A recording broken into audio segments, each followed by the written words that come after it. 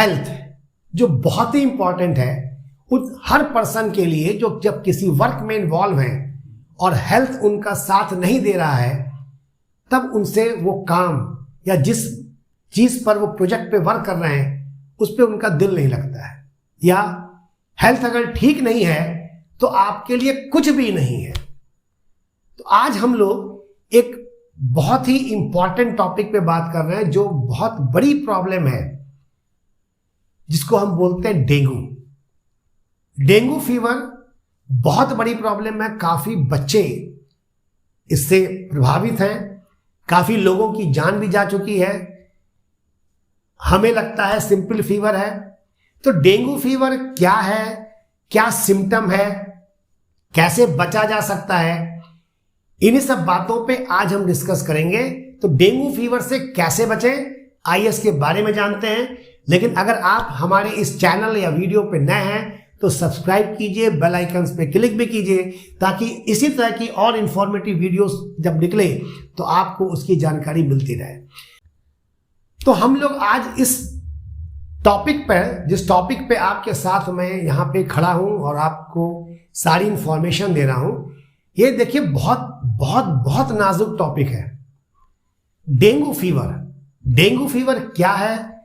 तो ये वैसे देखने में, कहने पे तो एक तरह का ये फीवर है, नॉर्मल बुखार जिसको हम बोलते हैं फीवर है, और नॉर्मल मच्छरों के काटने से होता है। तो मच्छर के काटने से मलेरिया भी होता है, तो मच्छरों के काटने से ये एक फीवर है जिसको हम डेंगू फीवर बोलते हैं। और कहीं कहीं इसको हड्डी तोड़ बुखार यानी हड्डी तोड़ बुखार भी बोलते हैं।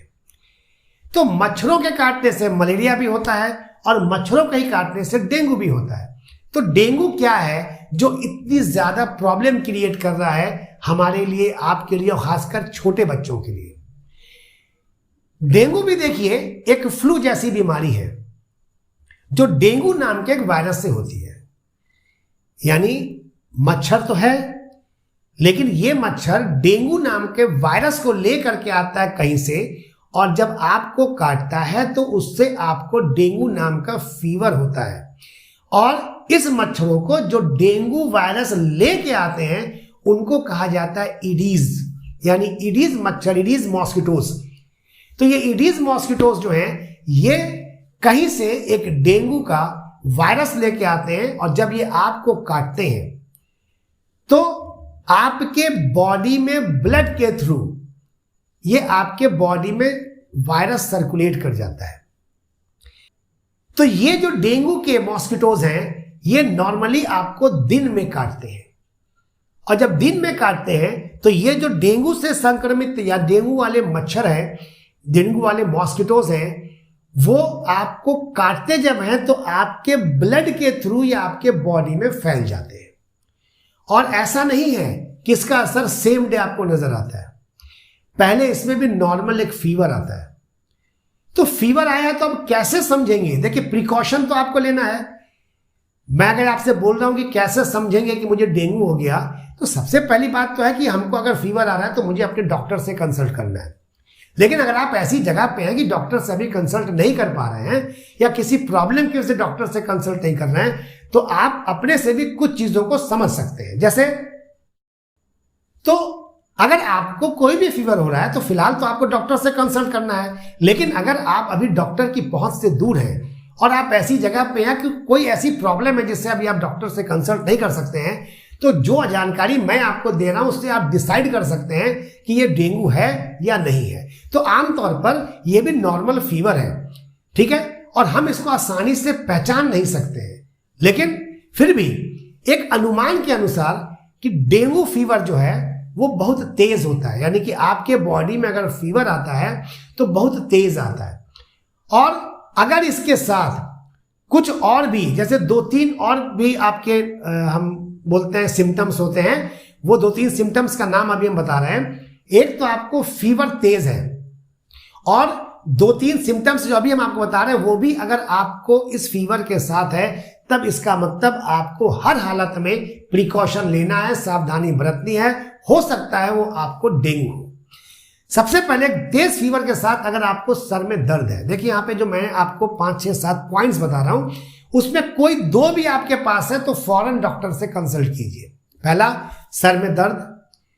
या हड्डियों में दर्द हो रहा है, जोड़ में जिसको बोलते हैं जोड़ों में दर्द हो रहा है, आपको वॉमिटिंग आ रही है, या आंख में आपको दर्द हो रहा है, ठीक है, या बॉडी पे कोई पैचेस डार्क रेड या ब्लू कलर के पैचेस आ गए हैं, तो हो सकता है कि आपको डेंगू हो।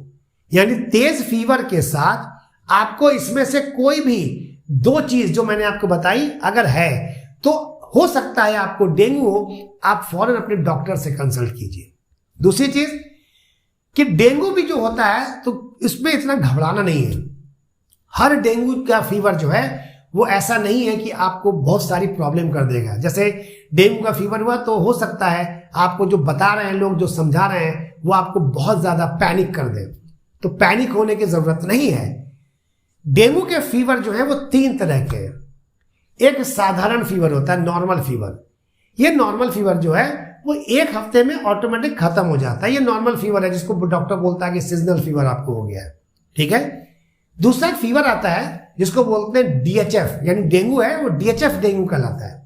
डीएचएफ का मतलब वो डेंगू ह्यूमेरिक फीवर कहलाता है। ह्यूमेरिक फीवर का मतलब होता है कि ये थोड़ा सा डेंगू का असर आपके बॉडी पर ज्यादा करता है। जैसे ये साधारण जो मैंने अभी आपको बताया था नॉर्मल फीवर, वो है आपको, और साथ में अगर कुछ चीजें और आपको हो रही है तो समझ जाइए कि सेकंड लेवल का डेंगू आपको हो गया है। सेकंड लेवल का डेंगू का मतलब है कि आपको बहुत से प्रिकॉशंस लेने हैं। जो डॉक्टर से आप मिल रहे हैं वो डॉक्टर जो कहता है उसको अच्छे से आपको समझना है। तो पहला तो नॉर्मल फीवर है। अब नॉर्मल फीवर के साथ अगर आपके नाक से, ठीक है, ब्लड आता हो, खून आता हो, या आपके शौच से, या आप जो वॉमिटिंग कर रहे हैं उसमें भी अगर आपको लग रहा है कि ब्लड आ रहा है, तो आपको फौरन अपने डॉक्टर से मिलना होगा। क्यों? क्योंकि ये वाला फीवर जो है ये डेंगू का सेकंड स्टेज है, और सेकंड स्टेज भी आपको प्रॉब्लम दे सकता है। अगर ठीक से आप प्रिकॉशन नहीं ले रहे हैं तो आपको थर्ड स्टेज में पहुंचा देगा। अब थर्ड स्टेज क्या है? तो आपको किसी अच्छे डॉक्टर से मिलने के बाद, जब आप सेकंड में पहुंचे तब भी आपको अच्छे डॉक्टर से मिलना है और उनकी राय पे चलना है। क्यों? क्योंकि अगर आप थर्ड स्टेज में चले गए, जिसको डीएसएस बोलते हैं, वो डेंगू का शॉक सिंड्रोम कहलाता है। शॉक सिंड्रोम जैसे एक इंग्लिश का वर्ड है कि आप शॉक, तो उसी तरह से ये डीएसएस सबसे खराब डेंगू का स्टेज है जिसको हम थर्ड स्टेज बोलते हैं। जो अभी मैंने आपको सेकंड लेवल का डेंगू बताया और ये बताया कि सेकंड लेवल के डेंगू से अब बहुत ज्यादा प्रिकॉशन आपको लेना है, आपको फौरन डॉक्टर की कंसल्ट में रहना है। तो उसमें कुछ चीजें तो आपको बता दी गई कि फीवर आपको है। अच्छा, डेंगू का फीवर एक चीज का ख्याल रखिएगा, बहुत हाई फीवर होता है। डेंगू का फीवर कम फीवर होता है, 103 104 का फीवर रहेगा।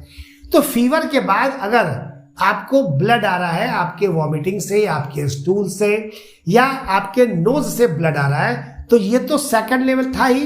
अब आप थर्ड लेवल में जब चले आते हैं तो इन तीनों चीज में से कोई भी दो चीज आपको अगर सेकंड लेवल में हुई है, और इसके साथ साथ अगर और भी कुछ लक्षण नजर आए जो मैं आपको अभी बता रहा हूं, उसका मतलब होता है कि आप थर्ड लेवल में गए हैं और ये बहुत ही खतरनाक लेवल है।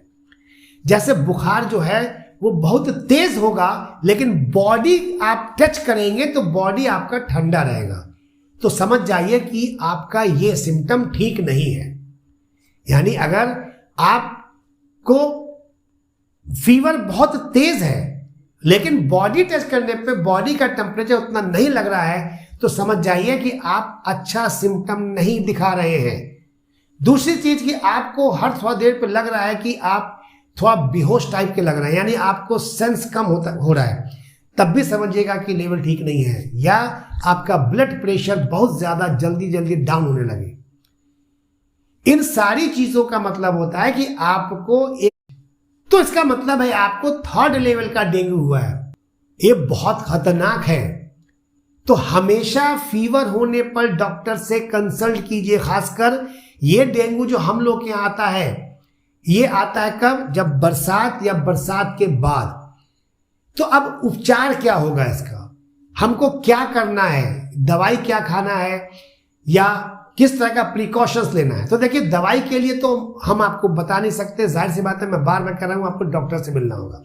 तो कोई खास उपचार है नहीं इसका, एक नॉर्मल है। क्यों? क्योंकि डेंगू का वायरस है और अभी बहुत सारे ऐसे वायरसेस हैं जिनका अभी कोई भी दवा नहीं है।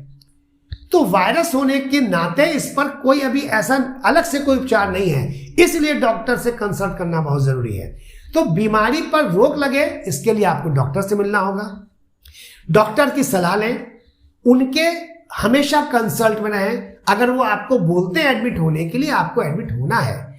और डॉक्टर से मिलने से पहले या जैसे आपको लगे, फील हो कि मुझे डेंगू हुआ है, तो जितनी भी लिक्विड चीजें हैं वो ज्यादा लेना शुरू कर दिए, क्योंकि आपके बॉडी में जो आपका डिहाइड्रेशन होता है उसकी वजह से बॉडी में पानी की मात्रा कम हो जाती है।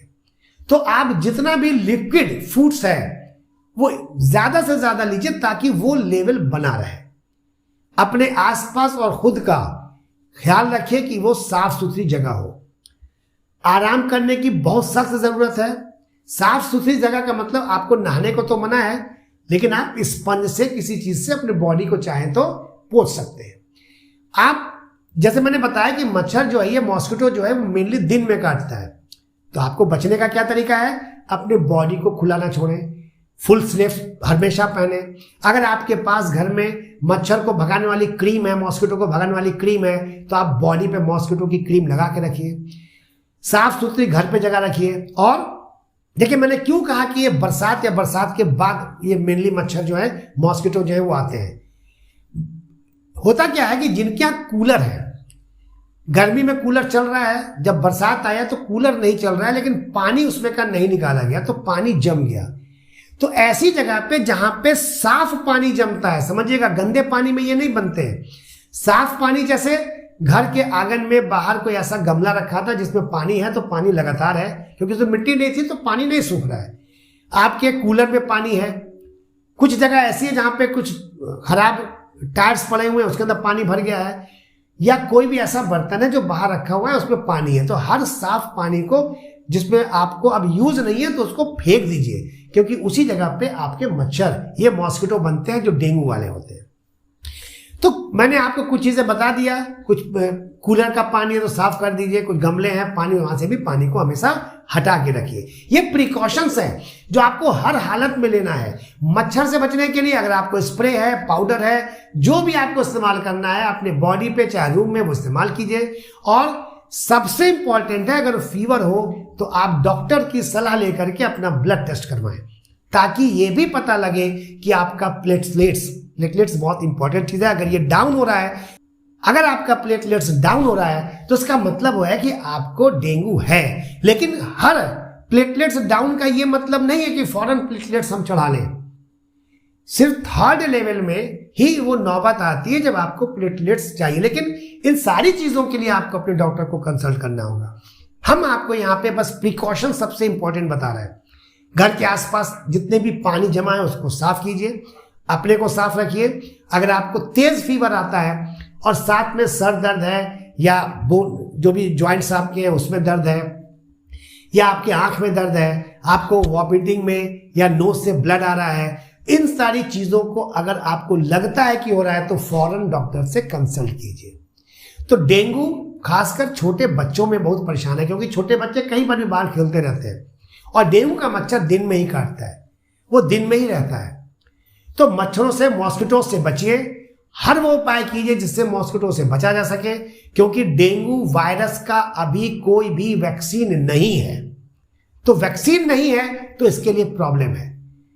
इसलिए अपना ख्याल रखिए, अपनी सेहत का ख्याल रखिए, क्योंकि आप अकेले नहीं हैं, आपकी फैमिली आपके साथ है।